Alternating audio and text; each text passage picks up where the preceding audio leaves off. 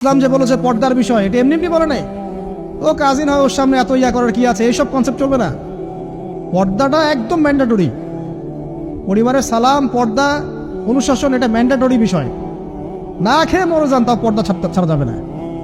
মানে বিষয়টা এমন স্ট্রিক্টলি নিতে হবে, যদিও বা বাধ্যগত অবস্থায় আল্লাহ পাক আপনাকে ছাড় দিয়েছেন, কিন্তু আপনাকে এইভাবে শক্তভাবে ধরতে হবে। আল্লাহ পাক তৌফিক দান করুন।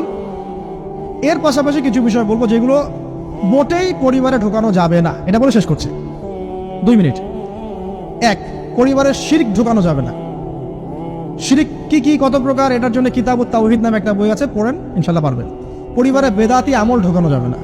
2, 3, পরিবারে হারাম রিজিক ঢুকবে। ওই হারাম রিজিকের মানে টাকা দিয়ে আপনার রক্ত মাংস তৈরি হবে, এই রক্ত মাংস কিন্তু আল্লাহর অনুগত হবে না, ইল্লা মাশাআল্লাহ। হারাম রিজিক থেকে দূরে থাকতে হবে। পরিবারের মধ্যে ক্রন্দল যেন না থাকে, এই চেষ্টাটা আপনাকে করতে হবে। বললাম তো, এটা অ্যাভয়েড করার জন্য আপনি আল্লাহর হয়ে যান, নসিহত করেন, হাজার নসিহত করেও যদি কাজ না হয়, আপনি নিজে আসহাবুল কাহাফ হয়ে যান, তাও ভালো। পরিবারের মধ্যে অপসংস্কৃতি যেন না ঢোকে, পরিবারের মধ্যে অশ্লীলতা যেন না ঢোকে।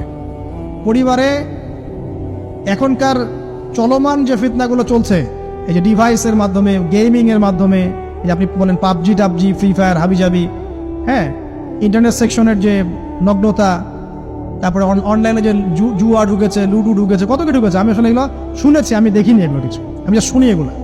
তো এই যে বিষয়গুলো, সেগুলো আপনার পরিবারের নৈতিক মূল্যবোধটাকে নষ্ট করে ফেলবে। বিনোদন যদি পেতেই হয়, তাহলে বিনোদন, কায়িক বিনোদন নেন।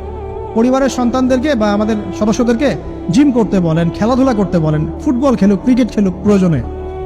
যদি গান শুনতে চান, ইসলামিক নাশিদ শোনেন, ঠিক আছে, কৌতুক চান, ইসলামিক রসিকতা করেন, ঘোরেন, প্রয়োজনে পরিবারবর্গকে নিয়ে ঘুরেন, দেশটা ঘুরে আসেন, ট্রাভেল করেন, ঘোরেন, আল্লাহর নিদর্শন দেখেন, এটাও তো এন্টারটেনমেন্ট নাকি?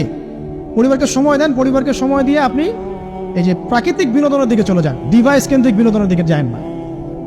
নাহলে হবে কি, মাথাটা ওই ডিভাইস কেন্দ্রিক হয়ে যাবে, অস্থির, এবং এই মাথার মধ্যে আর কোরআন সুন্নাহর সঠিক জ্ঞানটা ঢুকবে না।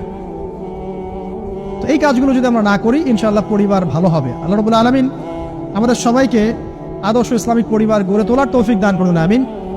আর তাদের কথা বলে শেষ করি যে যারা অলরেডি ঢুকে গেছি, এই সমস্যাগুলো ফেস করছি, এখন 1 নাম্বার কাজ ভাই, আগে তওবা করে আল্লাহর কাছে ফিরে আসতে হবে। যে আল্লাহ, আমি জীবনে যা ভুল করেছি, এখন থেকে